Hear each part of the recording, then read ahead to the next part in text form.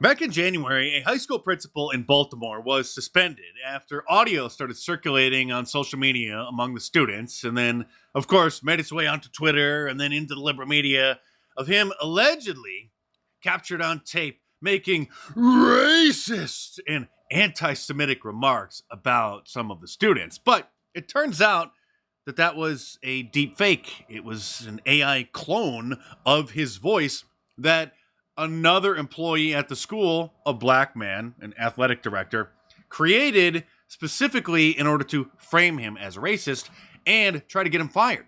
So, of course, what is likely the first use of a deep fake in order to frame someone that was widely believed, widely reported as being real, was used to smear an innocent white man as being racist. Here is the deepfake audio.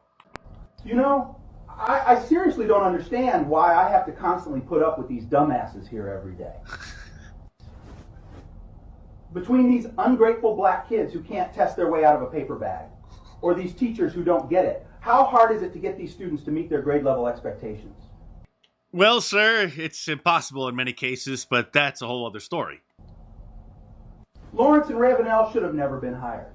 He's talking about two other teachers there who the, deepfake audio made it appear as if he was throwing under the bus.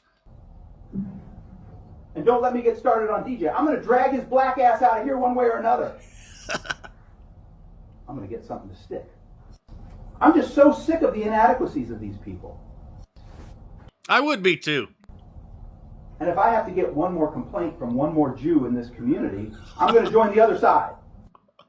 Now, even if this audio was real, and he actually did say these things, I can't see what the problem is at all. But then again, I am a normal, good old-fashioned American, not a snowflake, not somebody who has been infected with the liberal pathogen. And the athletic director who cloned his voice and fabricated this whole thing gave that little clip to a student who he knew would circulate it around on social media and spread the hoax. And so, of course, the principal denied that he said it, but he was suspended.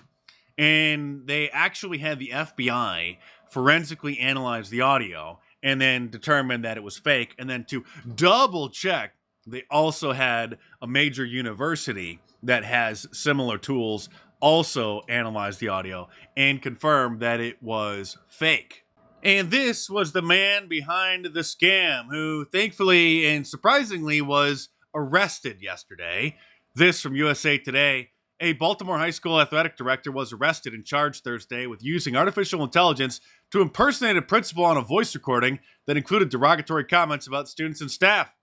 Dijon Darian, a physical education teacher, the gym teacher, and athletic director at Pikesville High School, is accused of using artificial intelligence software to falsify a voice recording of school principal Eric Eiswart, according to the Baltimore County Police Chief, Robert McCullough.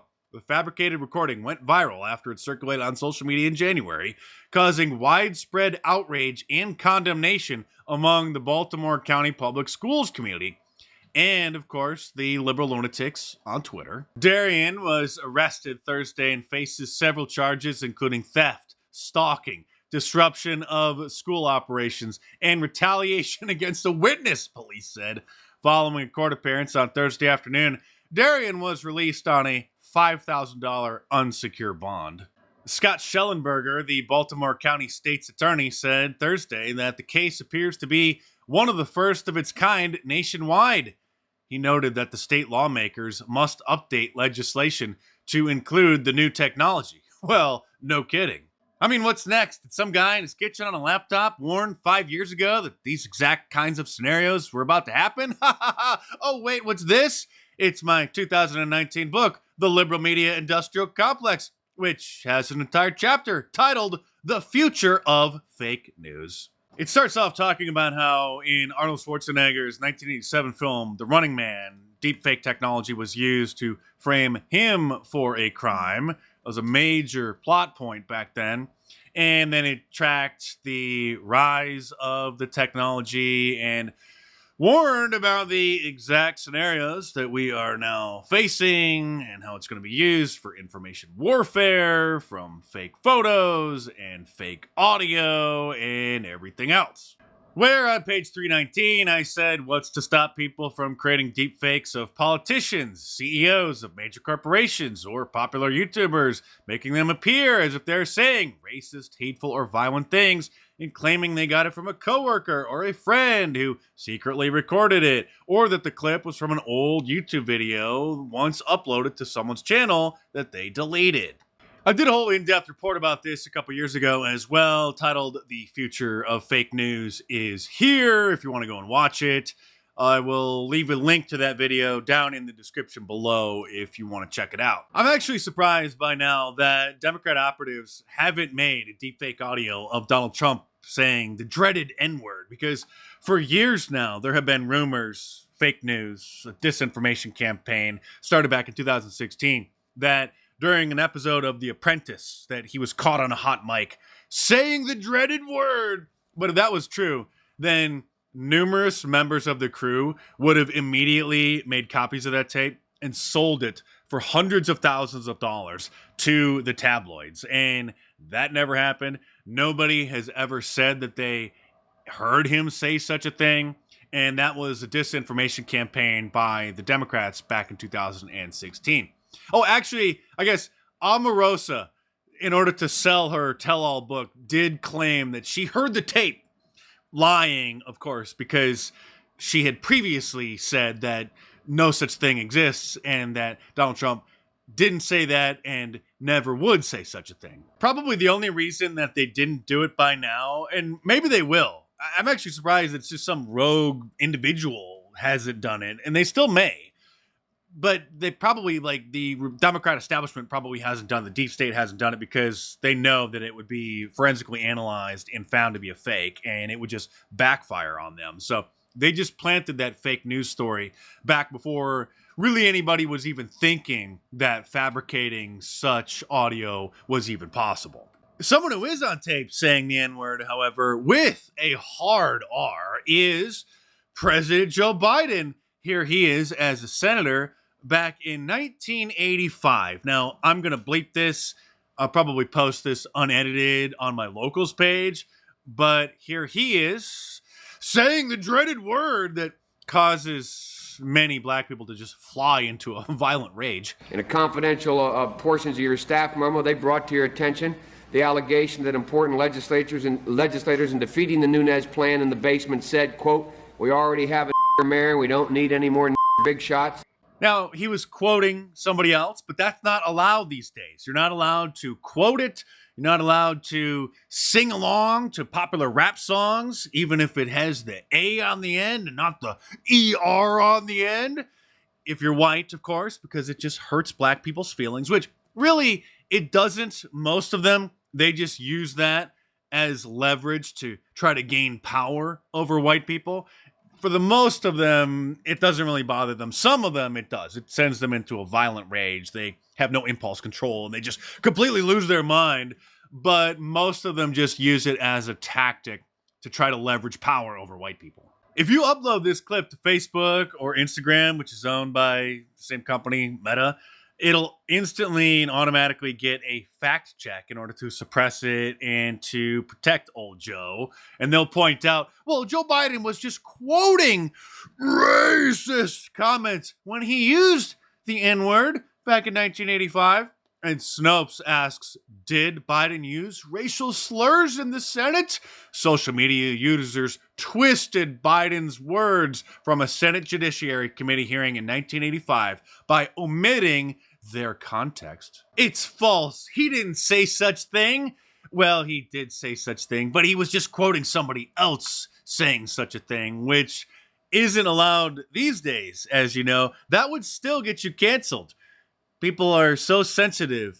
A certain group of people's feelings are so fragile that you're not even allowed to quote what racists say or sing along to black people's music. But we've crossed the Rubicon because deepfakes and voice cloning technology is so powerful now that it's almost impossible to tell if something is actually real or whether it was AI generated, and is obviously now being used as an information warfare tool. And previously, it would take like the CIA or a sophisticated Hollywood studio or a well-funded Democrat operative group to actually create such fakes in order to make them believable. But now anybody could do it, including a gym teacher in Baltimore. It's been all fun and games up until now, and it is a tool, and tools can be used for good or for bad. And the memers really were some of the first to take this technology and make fantastic memes. I mean, C3P meme has been on the cutting edge of this.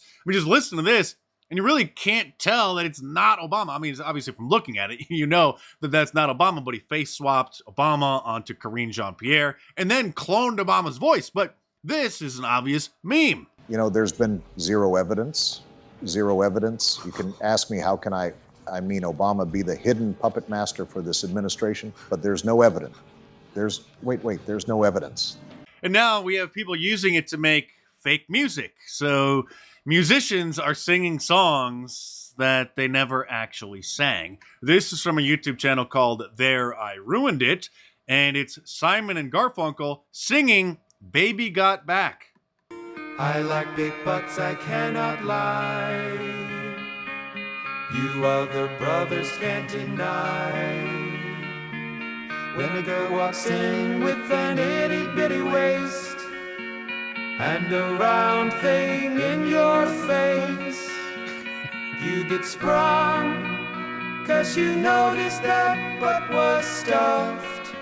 There's going to be a lot of legal issues about this as well. This could easily be argued that it's a parody, but it could also be argued that it's derivative work, that it is using the likeness of Simon and Garfunkel in order to create content that they themselves obviously didn't make. There's also a rapper named Hi-Rez who has been making Donald Trump rap songs and listing them on iTunes. Now, Donald Trump is obviously looking the other way and allowing that. If he wasn't a political figure, if he was just an ordinary celebrity, he could obviously and would obviously have those taken down.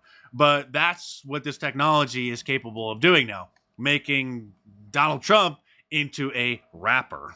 They tryna lock me up, but I'm plugged in HEL. Got homies doing life in jail, they living in hell. These DAs acting silly, my mugshot is worth a billy. So some merchant made a milli. Now that obviously doesn't sound that great. It still sounds a little bit like Trump, but this was also produced 8 months ago. Here is a song that was produced 6 months ago of Alex Jones singing No More Mr. Nice Guy. And this actually sounds pretty realistic. No more Mr. Nice Guy. No more Mr. Dreamy. No more Mr. Nice Guy. He's sick. He's obscene. Now, people have made AI songs of Drake and The Weeknd, and I think Eminem as well, and then listed them on Spotify, listed them on iTunes. Of course, their legal teams acted very quickly to have them removed, but that's what the technology is capable of now.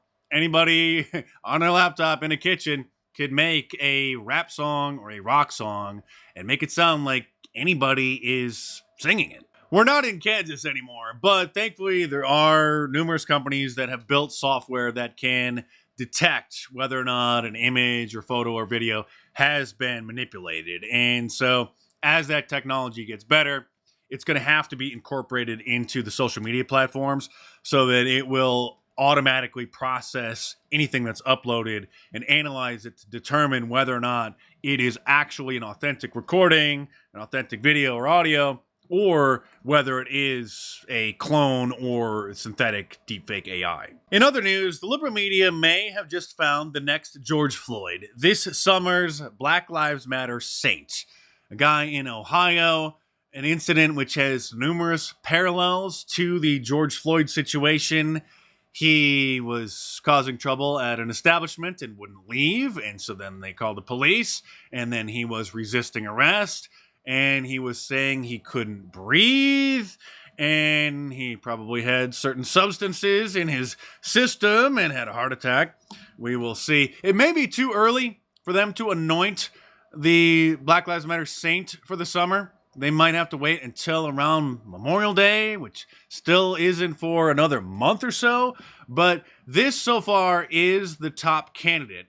And I posted the video on my locals page if you want to see it. Locals is like a private members-only Facebook page, except it's owned by Rumble, so it's a free speech platform. And it's $5 a month. You get exclusive access over there. It's a great way to sponsor my channel and get access to the videos and some blog posts that you're definitely not going to see on my YouTube channel or on Facebook or anywhere else. So click the link in the description below, head on over there, and check it out.